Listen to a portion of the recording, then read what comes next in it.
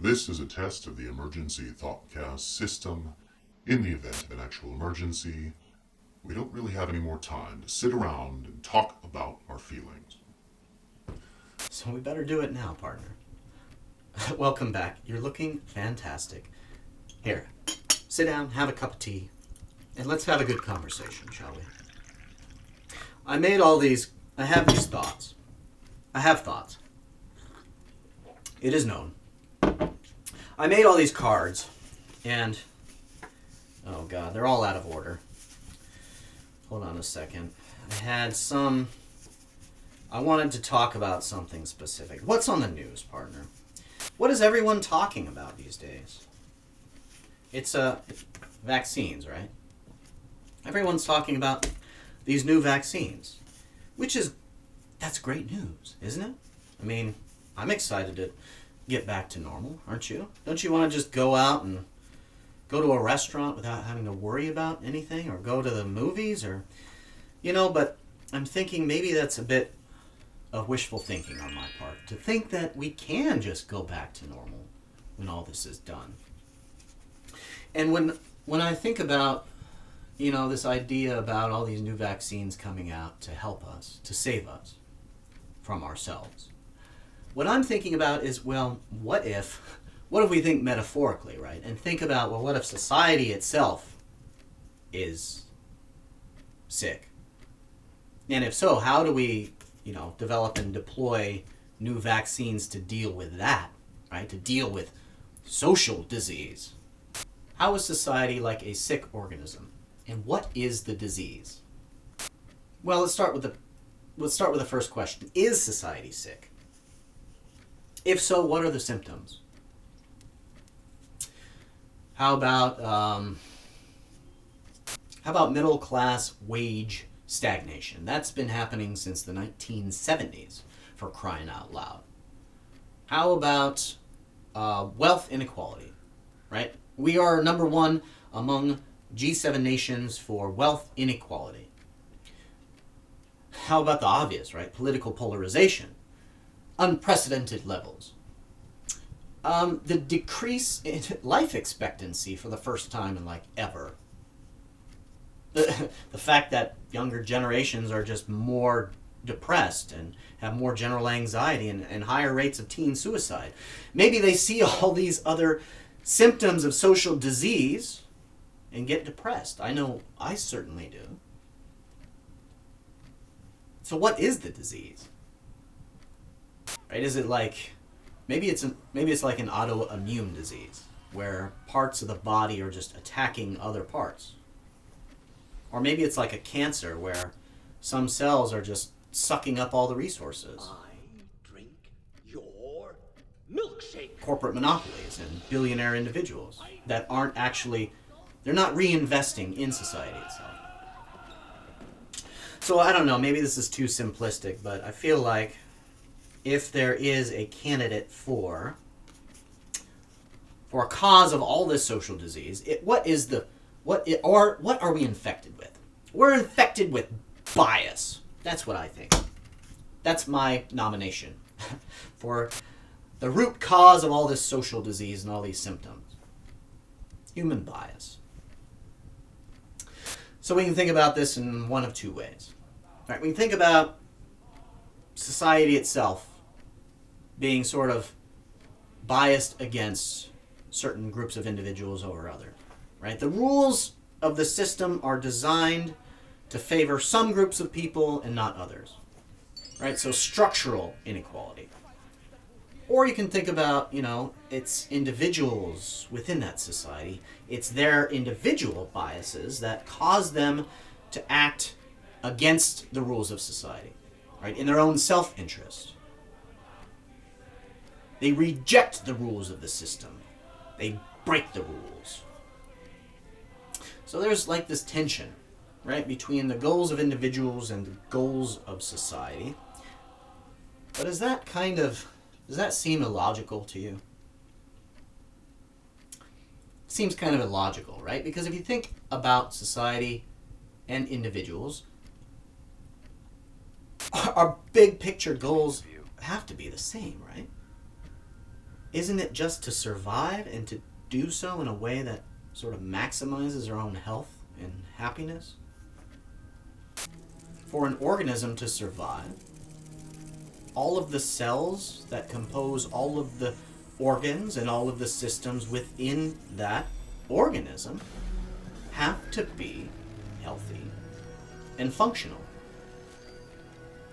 So if you look at group dynamics of any size, the best outcomes are always had by a strategy of cooperation. Right? And yet, if you look at our society, it's largely based on competition. And we have all these winner-take-all dynamics. Right? Winners win big and losers don't get anything. And I'm not saying competition is always bad, but maybe we shouldn't... Maybe our basic survival needs shouldn't be a competition. You know, like this shouldn't be Hunger Games. That was a fictional movie. Okay. Where am I? Where am I here? My cards are all out of order. Damn it. What is this? This bias is a bias against other human beings. Right? Society is biased against certain groups of people because we as individuals are biased against certain groups of people. And that is a prejudice. And most of us think that, well, prejudice is just something that we know is a problem, but it's a problem with all those individuals that you hear about on the news, right, who are racist or sexist. It's not a problem with me and you, partner. Is it? Well, actually, I think that it is. Right? I think that prejudice is just kind of a natural consequence of the way that we approach novelty in the world. Right? There's a type of bias that explains this. It's called the familiarity bias. And what that says is that we always have a bias towards the things that are more familiar to us. Or maybe not always, but vast majority of times. So if you think about it, this makes sense, right? What kinds of music do you prefer? What kinds of fashion do you like? What kinds of religious ideas are you comfortable with? In all cases, it correlates with what you're most familiar with. Why is this the case? Why is this the case? Let's go even deeper into the dark corners of the human psyche, and let's talk about Jesus Christ. Let's talk about where prejudices come from. Let's talk about why this familiarity bias is a thing. And I think it all comes down to fear. Fear of the unknown. Let's think about it like this. When you're out in the forest, gathering berries, like you are oftentimes, and you see a new type of berry, do you run up to that berry and just shovel it into your mouth as fast as you can? No, right? You wait for a deer to come by and nibble on some of those berries, and then you follow that deer around a while to see if it dies. And if it doesn't, then you feel like, okay, well, if I'm hungry enough, I'm going to eat those berries. This is a great strategy for primitive environments, because there are tons of things out in the brutal state of nature that can kill us. So it's good to always be cautious to anything that is new. Now imagine that everything in the world is a new type of berry. Different music, different cultural art forms, different fashion, different ideas. Anything that you've only seen for the first time, you are fearful of. Now you might think that that's not really fear, but think about fear as this spectrum, right? And anything that causes you to back away or prevents you from approaching something is a type of fear. So we all have this cautious approach. We do so because it helps us survive in natural environments, but if you think about it, in today's environment, in modern society, all of the things that we approach, all of the new things that we approach and see for the first time, are not likely things that are actually dangerous to us. Which means that heuristic, that cautious approach that we take to anything different and new, might not be as good of a strategy anymore. All right, so if it is fear, if fear is the problem that we're really facing here, then what is the solution to fear? We know this already. What do we do to overcome our fears? We face them. We have to be exposed to them, or expose ourselves to them. Not in a naughty way, partner. In a safe way. There's a technique in cognitive behavioral psychology called exposure therapy. It's a technique for overcoming our irrational fears. So you take something like a spider or a snake or a clown and you put it in a room, right? Maybe seal it off in a box so that it can't harm anyone. And then you fill that room with a bunch of other things that make you feel safe. Maybe you hire a beautiful woman to play a golden harp, and you light some scented candles. And you get a big screen 4K TV and you put on Sports Center. Whatever your thing is, whatever makes you comfortable. You hire a comedian that you like to tell you jokes. Okay, so essentially, you go into this room and there are all these things that make you laugh, make you happy, make you feel safe, and there's this one thing that makes you feel fearful. Eventually, over time, your brain takes all this input, it rewires itself, and soon all of the positive things outweigh the negative thing. So we can overcome our fears. Isn't that amazing? We can overcome our fears of anything, even of each other. So does this give us some sort of idea about what our vaccine should look like for social disease? Let's think about what an actual vaccine is. It's the same deal, right? We're taking something that is potentially deadly, and we're taking the active component out, right? We're making it less effective, or we're cutting it up and then exposing our bodies to it in a controlled environment, allowing our bodies to gather more information about it, create antibodies for it, so that we can develop an immunity. When enough of us are exposed to this problem, then we develop a herd immunity, right? Those of us that are immune, those of us who have inoculated ourselves, protect those of us who are not. Let's backtrack. What did we say? What's our argument here? I can't even remember. We see problems. Society seems to be sick, right? We see all of these symptoms of disease. Is there some sort of root cause of all those symptoms? If there is, what if it's human bias? The bad ideas that we build into our systems and our systems of belief that cause us to want to compete with one another instead of cooperate on large scales. So these biases against other humans are these prejudices that all of us harbor. These prejudices are born of this cycle of fear and ignorance. And to overcome fears, we need to expose ourselves to the problem. Can we expose ourselves to better ideas and gain some sort of herd immunity against this idea that the best strategy for us individually is to distrust large numbers of people that are unknown to us? And maybe you're thinking, I know what you're thinking, partner. You're thinking, you know what?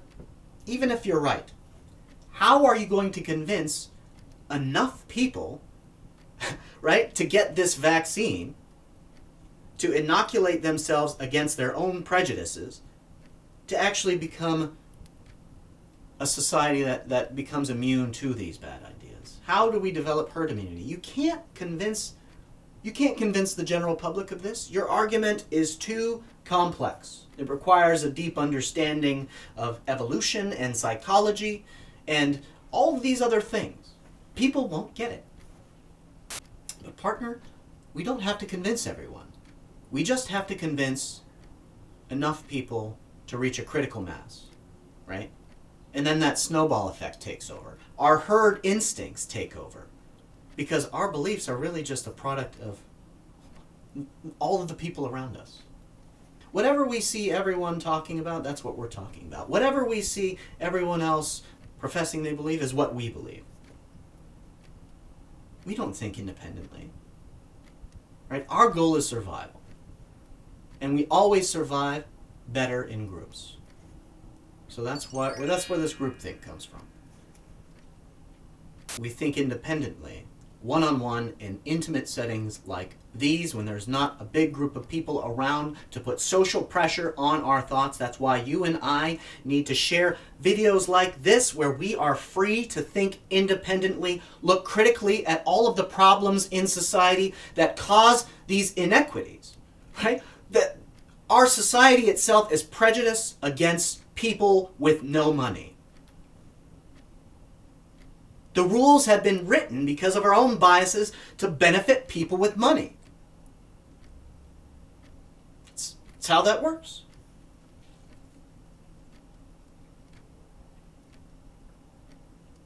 That is an opportunity cost for the rest of society to grow into functional units that can help everyone survive. We need to pull our collective head out of our ass. And we need to do it fast, because this is the same solution to solving global sicknesses like climate change and international wars. The cultural revolution is afoot. And partner, you and I have a part to play. So isn't that exciting? Or maybe I'm just a crazy lunatic, right? Sitting on a couch drinking some tea with who knows what is in here. So let me know what you thought. Answer me this question in the comments. Is society sick? Is there something we can do about it? What does a vaccine look like? I'll see you next time, partner. I had a wonderful time. Bye-bye. This has been a test of the Emergency Thoughtcast system. Partner, you and I, we can do it. Let's all take shots and share some interesting thoughts on the internet.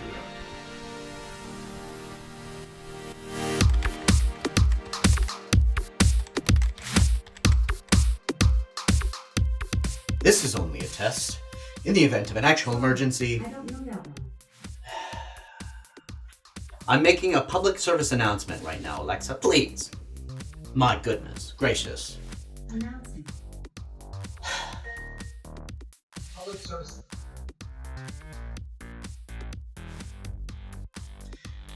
It's like I have a roommate now.